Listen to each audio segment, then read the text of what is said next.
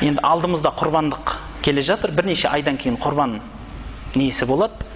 Сол кезде де имам мырзалар айтып кетер, оны малды союды.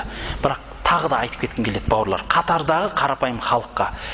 Ислам шариғаты бойынша, пайғамбарымыз саллаллаху алейхи ва саллям көрсеткені бойынша, малды лажы барынша жаңағыдегі бас жағын қыблаға қаратыңқырап, бисмилля Аллаху акбар деп сойылады. Пышақты малға көрсетпей қайралады. Пышағыңыз малды алып келмей тұрып қайрауыңыз керек. Мықты өткір пышақ болу керек. Үйдегі тырнақ алып жүрген пышақпенен қинамаңыз. Жаңағыдегі мықты пышағыңызды алып келіп көрсетпей, сонан соң малды дұрыстап жатқызып, ана қан жосағып асфальттың бетіне соймай, дұрыстап жаңағыдегі қаны ағып кететіндей етіп жерді қазыңқырап, оны қайттан нәжес қылып сасытпастан көметін дәрежесін жасап, сосын қыблаға қарап, егер құрбандық сойсаңыз, пайғамбарымызда қалған сүннет бар. Пайғамбарымыз құрбандық сойғанда жан ұясын алып шығады екен. Хусайын бар, Хасан бар, Фатима бар, қызы, бәрі шығып жаңағыдегі құрбандыққа куә болады екен дейді. Яғни, енді үйіңізде мен қарапайым мал сойсаңыз, үйтіп жанұяңыз қайта-қайта алып шыға беріңіз демеймін, бірақ құрбандық мәселесін айтып жатырмын. Жаңағыдегі сол жерде шариғатымызда айтылады, мына екі қан тамыры және жаңағыдегі кеңірдек, оның артындағы жаңағыдегі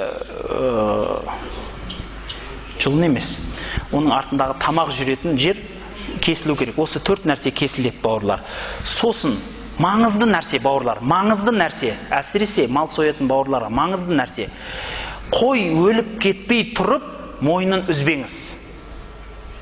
Сіздің пышағыңыздан өлу керек қой, түсіндіңіз ба? Мойнын сындырғаннан өлу керек емес. Мойнын сындырғаннан өлсеңіз, тұрған кезде сол жерде мойнын сындырыңыз, ана каретстіге апарып. Немесе ана бір жақсы бір баретске апарсаңыз, сындырып береді, тарс еткізіп. Оны үйтіп сындырмайды. Айтып отырмын ғой, сіздің пышағыңыздан өлу керек қой, бауырлар. Осыны ұмытпаңыз, мұқият болыңыз. Сіздің жеген тамағыңыз адал болу керек.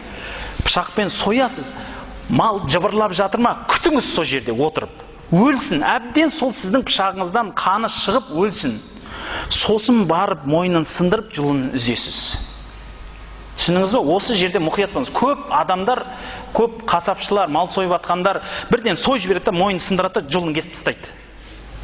Ол сіз мойнын сындырып өлтіресіз. Түсіндіңіз ба? Мойнын сындырып өлтірдіңіз. Бұл жақсы болмайды. Сіздің пышағыңыздан өлу керек. Кесіңіз, өлгенін күтіңіз. Өлсін, сосын барып мойнын сындырып, жұлынан үзесіз. Содан кейін енді қалғанын жаңағыдегі тазалап дұрыстай бересіз. Бірақ именно осы бауыздау мәселесін, осы бір жерлерін ұмытып кетпеңіз. Ал оның енді бауыздағандағы нәрсесі міндетті түрде түйе екі жерден, қалған малдар бір жерден бауыздалады. Тура мынау жақтың астындағы жерден бауыздалады. Мына мойыннан бір жерлерден 3-4 рет бауыздалынбайды. Түйе ғана 2 рет бауыздалады. Жаңағыдегі біреуі сол бастың жұтқыншақтың асты жағынан, екіншісі тура жаңағыдегі денесінің кеудесінің асты жағынан, екі жағынан нахр деп аталынады, және забах деп аталынады. Оны екі жақтан екі рет сойла, бірінші забах, яғни бірінші тамағының астынан тартылады, екіншісі нахр қылынады. Түйені осылай сойылады. Енді ұмытып кетіңіз, мүмкін жағдайыңыз болып түйе сойып қаларсыз дегенім ғой. Иншалла соған жеткізсін.